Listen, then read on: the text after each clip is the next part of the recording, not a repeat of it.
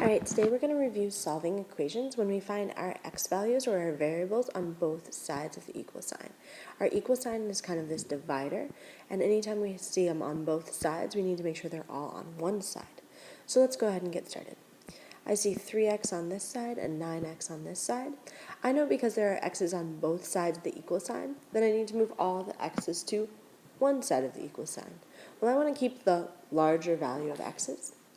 There are more 9x's than there are 3x's, so I want to get rid of this 3x.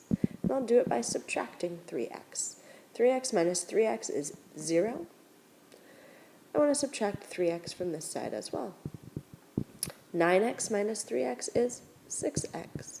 And now I can fill in everything else that stays the same.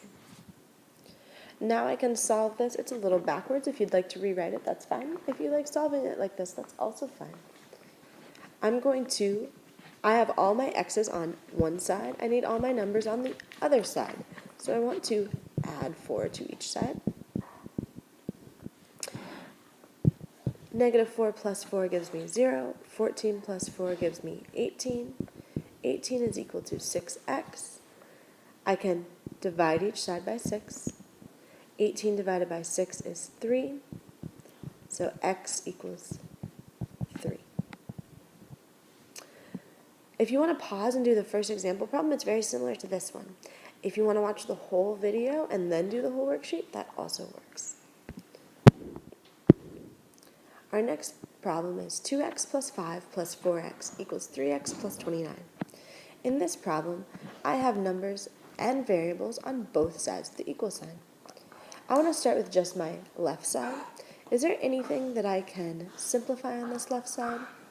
Well, I see 2x and 4x, and I can combine those like terms. 2x plus 4x is 6x, plus 5 equals 3x plus 29. Now I have my x's combined on both sides, but I still have x's on both sides of the equal sign. So I want to see which is larger, 6x or 3x. Well, 6x is larger, so I want to keep it, which means I want to get rid of this 3x by subtracting 3x from each side. 6x minus 3x is 3x, plus 5 equals 29. Now this should be looking familiar. I have all my x's on one side. I want to get all my numbers on the other side. Let's subtract 5 from each side. 29 minus 5 is 24. 3x equals 24. So now what I need to do is divide each side by 3. That's 24. X is equal to 8.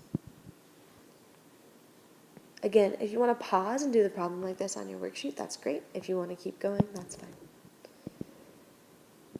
2 times the quantity 3x minus 4 equals 2x minus 16. I want to look at each side. Again, I see variables on both sides of the equal sign. Can I simplify one of my sides? My right side is already simplified. I can't combine x's with numbers, but I can simplify my left side by distributing. 2 times 3x is 6x.